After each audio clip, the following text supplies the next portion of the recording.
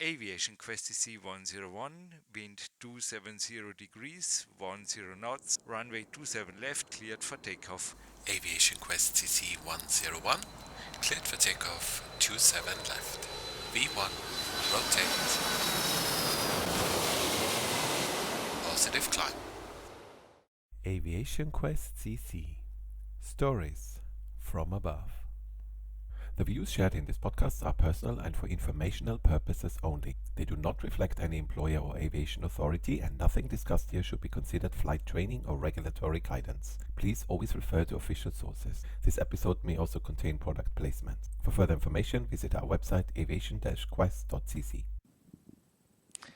It's August the 2nd at 13:30 Zulu time, and your host, Jürgen Reis, welcomes you to the second episode of Aviation Quest CC.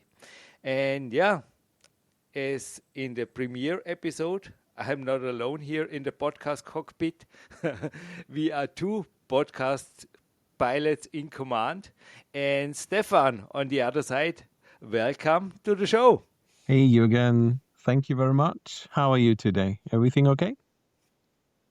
Everything all right. And I just said welcome to the show because this is a little bit a special episode. Right in the second podcast, we said, yeah, let's do something like a FAQ or frequently asked questions episode. And yeah, it's a couple of questions that were, correct me if I'm wrong, Stefan, that were asked to you on a regular basis throughout the last weeks and months by friends and people, but also by passengers in your flights.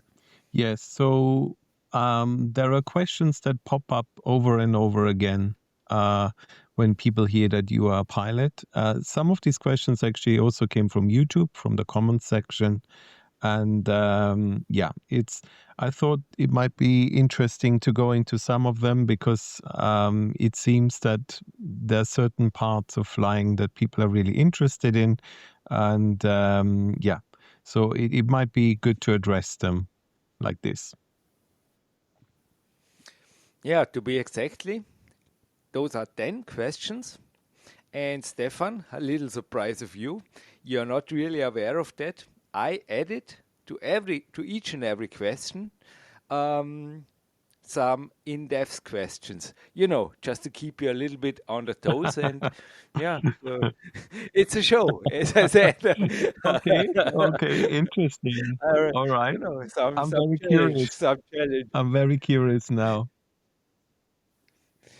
So, well, are you ready for the first question? Yes. I mean, the main question you already know. And I start with the main Yeah. question. And this is, do you still enjoy your job after? I mean, we had in the premiere episode your resume in short sentences, but I mean, how many years of flying are we counting? You as a pilot and as a former cabin crew member. Do you have something like a logbook? Something, can you say something, estimated duty days, or how do you count, or even flights? Well, I joined the aviation industry in 1998. So you do the math, it's 27 years, right? Is there some statistics out there, or? Yes, so 27 years in the industry. I had to leave briefly. I said that in the last podcast after, September the 11th, I briefly lost my job, but I found my way back into the industry, through different avenues. So even when I wasn't flying, I was working for simulator companies and, I was always somewhat involved with aviation. In terms of cabin crew, I can't remember. I did it for a few years. I did it for short haul first and long haul. And as a pilot, obviously we have exact logbooks that gives us the exact number of takeoffs, landings, hours, everything. I haven't looked at it in a very long time, but it's a few thousand hours now on the A320 series in the aviation world. I'm really sorry to tell you this, Jürgen, in the commercial aviation world, hours on aircraft like Piper and Cessnas are not counted. So, airlines don't care about those. If I would include that, it would be more. but yeah, they just don't count. Airlines are only interested in hours flown on airliners. So to answer your question, do I still enjoy the job? I mean, the short answer is yes. Of course, like everything, over time, things become routine, and that has advantages and disadvantages. At the beginning, when you start flying for a new airline and you're on a new aircraft, there's a very, very steep learning curve, and each flight takes up a lot of resources in terms of, concentration and memory. And you fly into airports you've never seen before all the time. Every single flight is a new airport, unfamiliar airspace. You fly to Egypt, you don't understand the controllers. You fly to Rome, you have no idea what these guys are saying. So at the beginning, there's all of that. So the good thing is, once you have routine and you've done it for a few years, a flight to Rome becomes routine. You do it all the time. You understand the controllers because you get used to the terminology and everything. You get used to flying to Egypt, and it becomes a lot easier and a lot more relaxed. So that's obviously the plus side. Now, the downside is that the more you fly, the more I think it's like with everything. If you do something for a long time, it loses a little bit of its sparkle, and the disadvantages start to slowly come into the foreground. You look at your roster, and at the beginning you look, oh my God, look, I'm flying to Heathrow, or wow, look, I have a flight to, I don't know, Innsbruck or something, my first flight to Innsbruck. Now it's more like, oh my God, I have 2 night flights in a row. Oh, geez, that's going to kill me. Or, oh no, look, a whole week of earlies every day, pick up at 3 a.m. Oh no. So, it's like everything. You start to complain, and people, I think especially pilots, love to complain. but but you have to sometimes just take a step back and really understand what it is you're doing. And the truth of the matter is, there's still so many moments in everyday flying where I think what I'm doing is actually pretty amazing, at least for me, because it's something I always wanted to do. And you experience so many really cool things, like, I don't know, you see a sunrise over the Alps. You see meteor showers when flying at night and you're really high up. So you see every single meteor. I've seen a rocket launch from an aircraft at night, which was absolutely amazing. We could even see how the satellites came out of the second stage. And so you get to see these things. And in those moments, I really, think actually what I'm doing is pretty amazing. So I think it's like every job. You have days where you think, geez, what the hell am I doing here? And then you have days where you absolutely love it. But overall, I can't, like, I would never quit my job. I would never want to do anything else. I'm not an office person. It's not for me. I will do this till I retire. And the thought that I will be able to fly till I retire, hopefully, actually makes me feel very happy. So, no, for me, the short answer, like I said, is yes. It's always a bit more complex. But yeah, for me, it's still an amazing job, and I still enjoy it very much so. You make me very happy as an interviewer here because you answered already a couple of my in-depth questions. Right. So there's just one left. And this is when you look back, let's say the last month, can you recall a particularly memorable or satisfying day at work, Stefan? Phew. Well, there's one day where I actually sent you the flight radar picture. I don't know if you remember. We became a bit famous on flight radar because of the route we had to fly. I got some of my colleagues asking me, what on earth were you doing? So we were flying from let me get this right. We were flying from Hamburg to Salzburg. It was the last flight of the day. Oh, I remember. Yeah, I Yeah. remember. I remember. Yeah. This must have been a very, very special.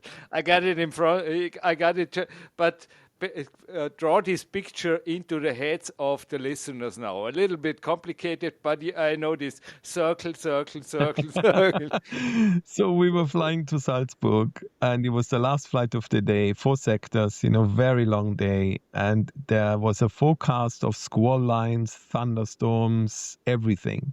So we knew it was going to be a very difficult flight. So we took a lot of extra fuel. We discussed everything, all the strategies we're going to do, and it ended up essentially even worse than what we thought. So there was a squall line ahead of us, and you need to understand on the weather radar that squall line is essentially a line of thunderstorms, and it completely blocks the radar. So we found a gap. We managed to get through the squall line, but obviously the radar doesn't show you what's behind the squall line. And so what happened was we got through the squall line and saw another squall line right ahead of us. So we were trapped between those two rows of thunderstorms.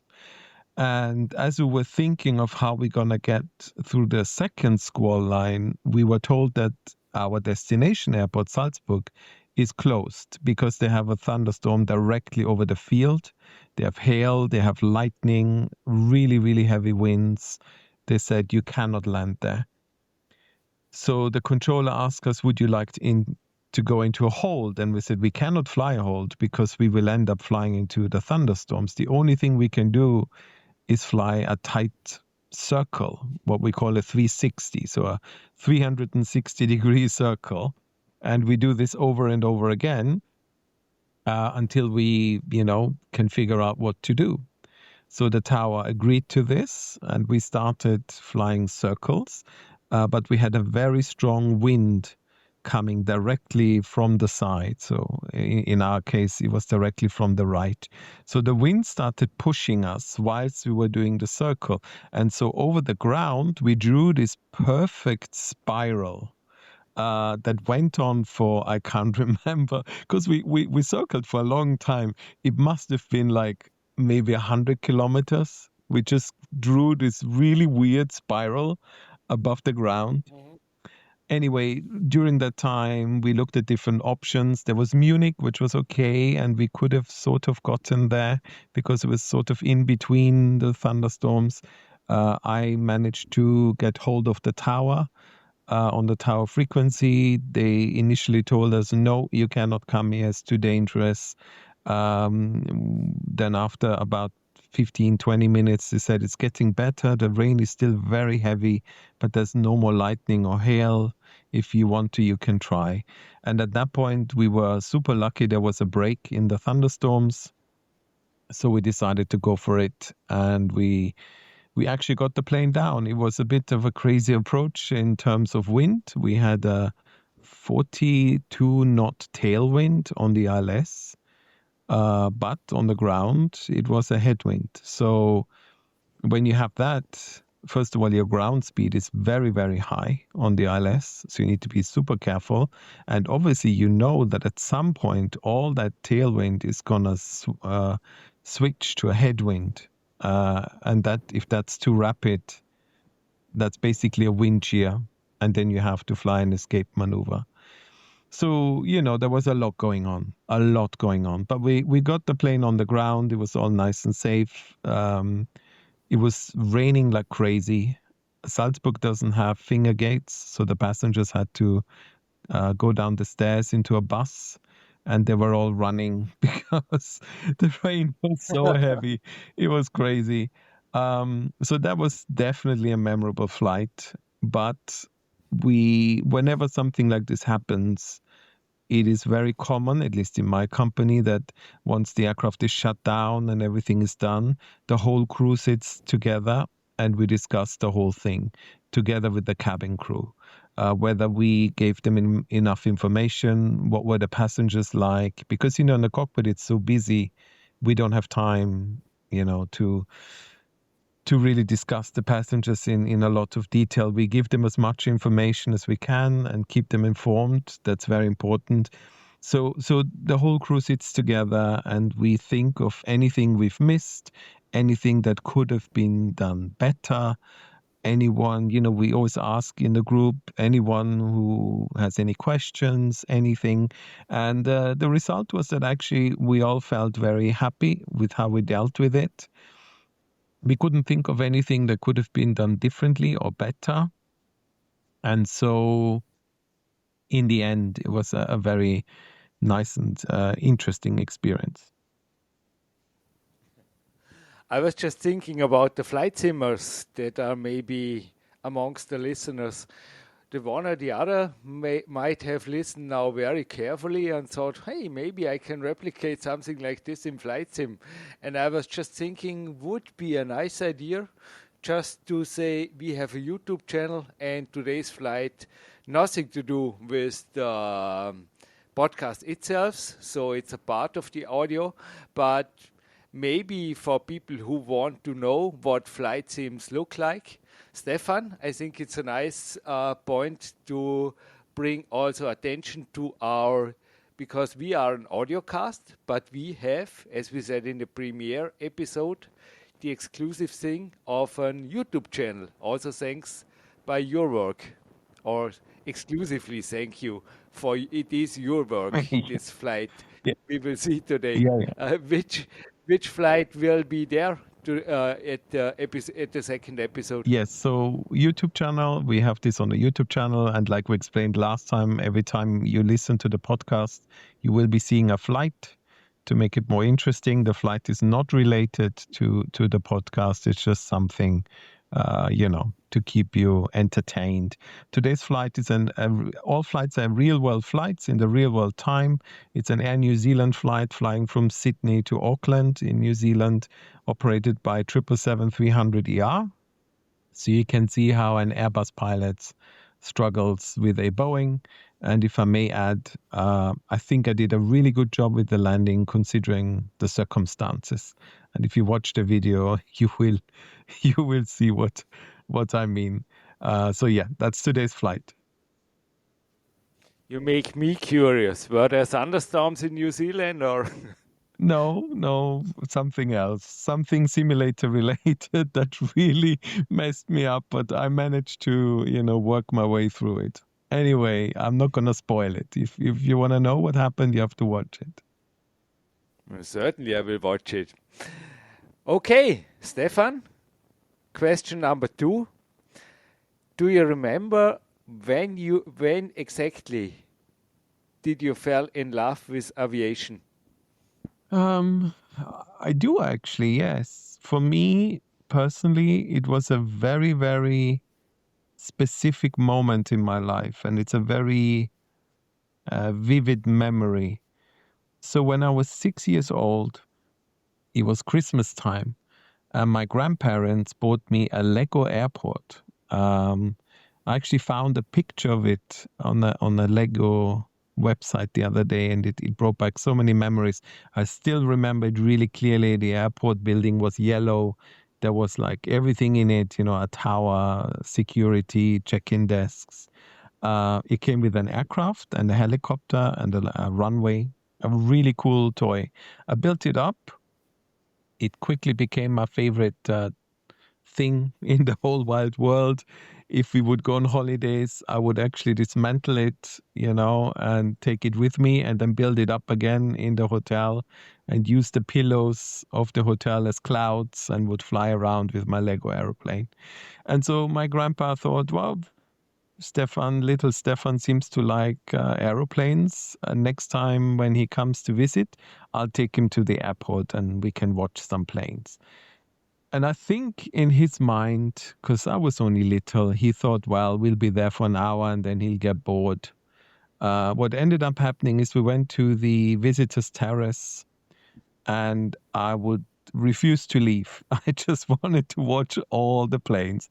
I seem to remember that at some point he had fallen asleep on the bench behind me whilst I was standing there watching.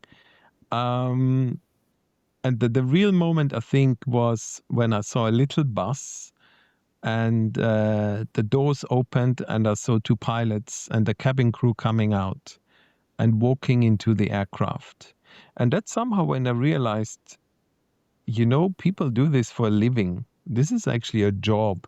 There are people that fly every day on planes.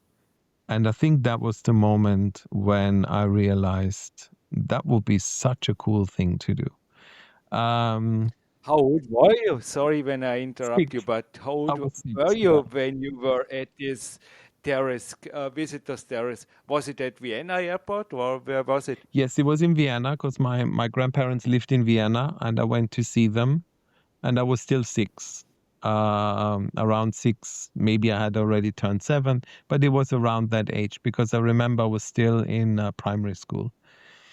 So yeah, that was it. And somehow it never left me, even though I had no connection with aviation as such. Like my parents had nothing to do with it. Um, there was no one really I knew who worked in aviation. I mean, I'm from a tiny village in the Alps, as you know. We are, we are nowhere near a big airport. So I don't know. It just stuck with me, and it never left me. I started collecting pictures of planes and model planes, the little ones that you build yourself. And when I was older, I would take the train to Zurich airport and be on the terrace the whole day, taking pictures. And it was just something that I always absolutely adored. I still have, I don't know, boxes full of old photographs from aircraft from that time. I actually went through one of the boxes and it was amazing because I would say 99% of the aircraft and airlines don't exist anymore. I saw Pan Am 747s and all that stuff. So yeah, pretty crazy. Anyway, that's how it started. Mhm.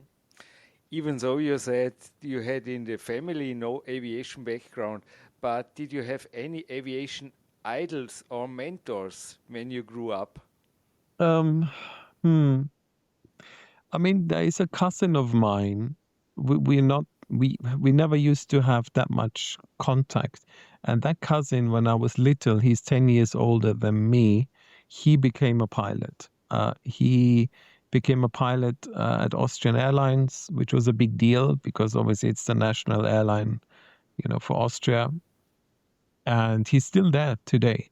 He's an instructor flying the 777. And I wouldn't say it was my idol, but it showed me that it is possible to do this. You need to understand, and you will understand this. You are the same age as I am. When I was little, being an airline pilot was very different to what it is today. It seemed something that is completely impossible to do. It's like today someone saying, "I want to be an astronaut." It seemed to be a target. Yeah, certainly. I mean, we went to middle school Yeah, together.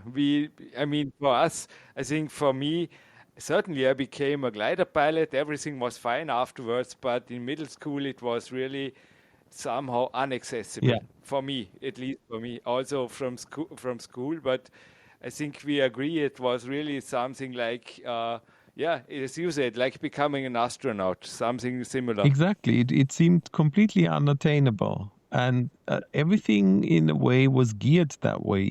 Grown-ups would, when they ask you, what do you want to do when you grow up? And you'd say, I'd love to be a pilot. They would, almost give you that look like, oh, is that sweet? It's not going to happen, Stefan. So you know what I mean? So nobody would take you seriously because everybody was of the opinion that this is just not going to happen. And maybe that's one of the reasons why initially I gave up on it because it just seemed like something that would never happen. So when I left school, I went for cabin crew. I applied for cabin crew, not for pilot, because I thought it's impossible for me to be a pilot. So I guess that the big thing to take from that is if you want something, maybe you know um, don't take too much note of people that tell you this is not possible. And because, like I said in the first episode, unless you have something medical or anything like that that really prohibits you from flying, at the end of the day, if you want this and you work hard enough, you can do it. So yeah, so that's my answer to that question. Once I started training, I sort of, there's still people that really stood out for me in my time at flight school. I was super lucky with the instructors I had. I did all my training in the UK, and I had some absolutely amazing guys training me. One of I them, can imagine that the mentors come by the way, huh? yes, yes, exactly. I mean, the guy who taught me how to fly, how to navigate, he was a former Concorde captain. And he flew everything 707, DC-10, TriStar, and then Concorde until his retirement. And I mean, that guy was just unbelievable. I also had a guy who did the jet operation, the jet orientation course, as it's called, with me. He was actually an examiner on the Eurofighter for the Royal Air Force. Again, absolutely Wow. amazing guy, incredibly quick, as you can probably imagine. For him, we did this on the 737 sim. That was a really slow aircraft. So you meet these people. They're incredibly skilled, incredibly knowledgeable. And to be honest, I still meet them today. I'm super lucky to work for a company where we get these amazing pilots pop up from all over the world. Former A380 guys, former fighter guys, and with a huge amount of experience. And I flew with a female captain recently.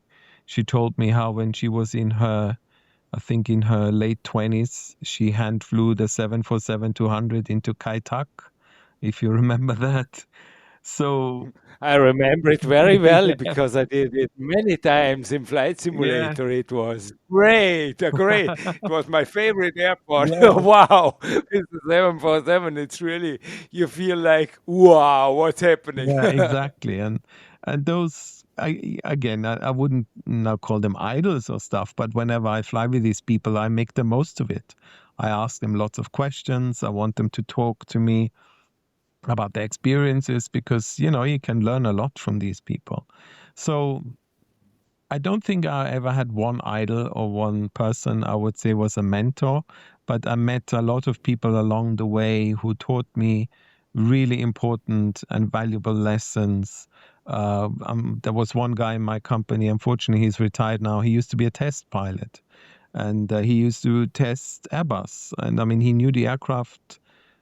I've never met anyone who knew this much about the A320. He could explain every single button and why certain things were the way they were. And there was always a story behind every procedure. And it was just an absolute joy to fly with him because he was just so knowledgeable. Unfortunately, he's retired now. He's probably playing golf or something. But yeah, so that's how that's how I can answer that question. I was just thinking, somewhere in the future we make an insider episode here about Kai Tak because this airport certainly still exists in simulation. What do you think, Stefan? I don't know nothing about it, but I can talk to people that used It's to great. fly there. It's great. It's great. It's great. You will find there must be still some scenery also for the modern simulator. I don't know. I have no clue about Yeah, it, yeah, but there is. we will do it. Huh? There is scenery. I actually have it installed, Yeah. but Yeah. it's very hard to find proper charts, and I don't know. I have the charge, and you have the scenery. We will make. We will make it happen. Okay, We will make it happen. good stuff. We'll The I'll, charts will be also be free on the internet. I mean, this stuff was really this was famous. They shouldn't be hard to find. yeah, But yeah, we will do our research here before we good stuff. we give out information that is not accurate. But yeah, back to the question, the second one of 10. We're gonna at, run out of at time. minute 29. But I will say a little bit more about this topic. I still remember, I will never forget my first glider solo flight, certainly. Did you have a defining first flight, Stefan, in your career? It must not be the first flight ever, but Mhm. is there a first flight where you said, this defined my career? I think, wow, that's a good question. I mean, there's so many firsts. The first time you fly alone. It's my job as an interviewer to ask good questions. Exactly. Um, the first time you fly alone without an instructor is very scary because you're completely alone in that Cessna and you think if something goes wrong, it's all down to me. The first time you do a cross country on your own, that's a bit scary when you actually have to navigate and everything.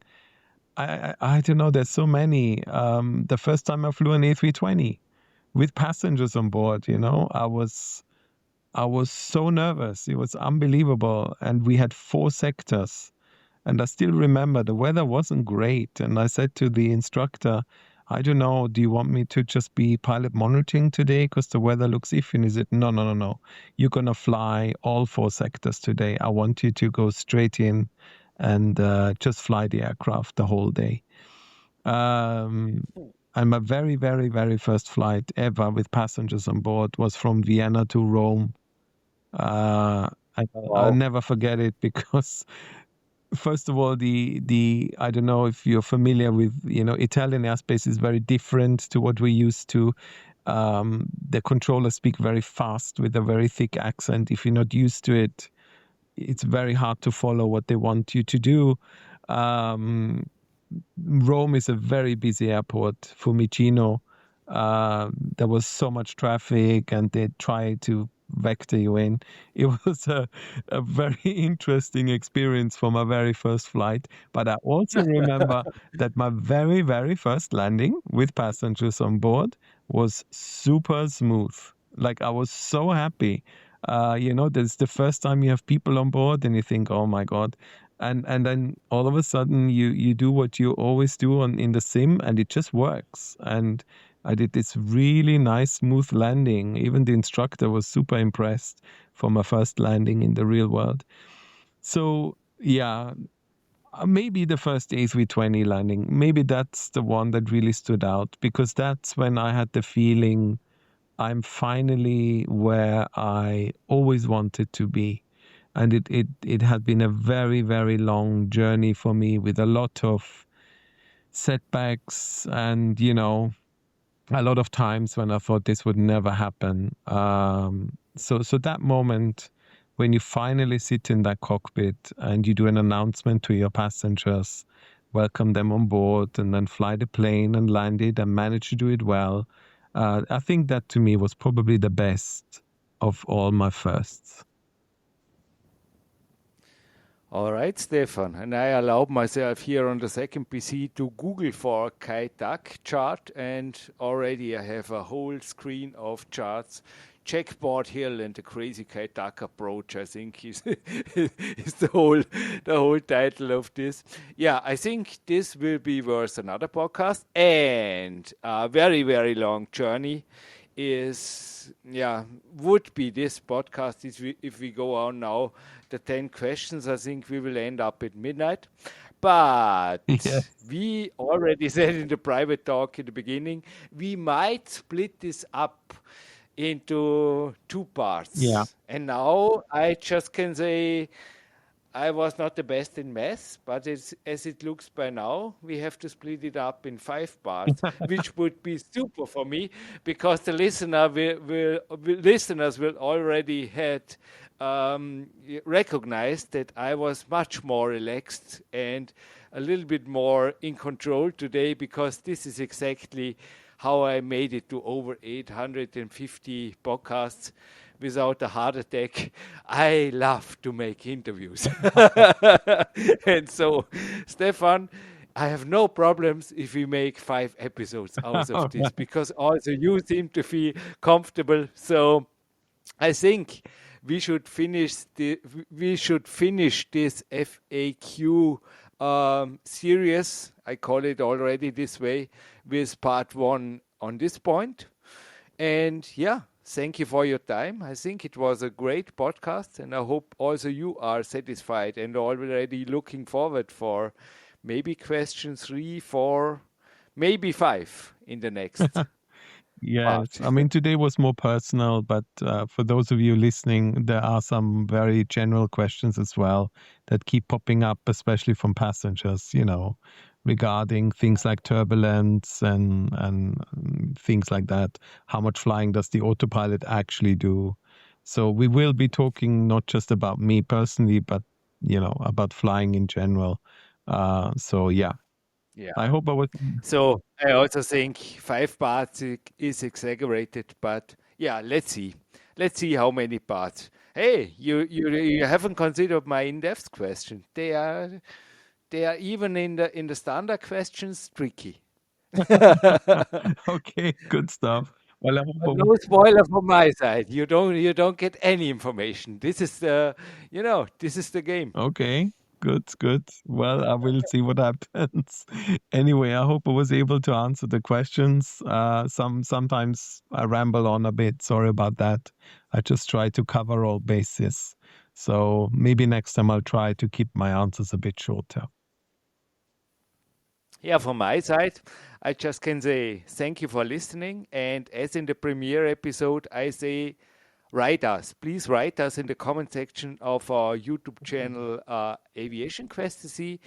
You can also write in questions, also recommendation for other episodes, apart from Kaitak chessboard approach, at our email address aviation@aviation-quest.cc. And certainly to give us a like us on the YouTube channel is always great, and also a review on the podcast platforms wherever you listen to us would be a great thing to make this podcast an ongoing and more popular channel. Would be great. And as I said, Stefan, thank you for every minute, Yeah, of course. and looking forward for episode number 3. Yes, me too. Thank you very much for your questions. And thank you for your time. And I look forward to seeing you in the next one. Thank you for listening to Aviation Quest CC Stories from Above. For more information about this episode and everything we do, visit our homepage aviation-quest.cc.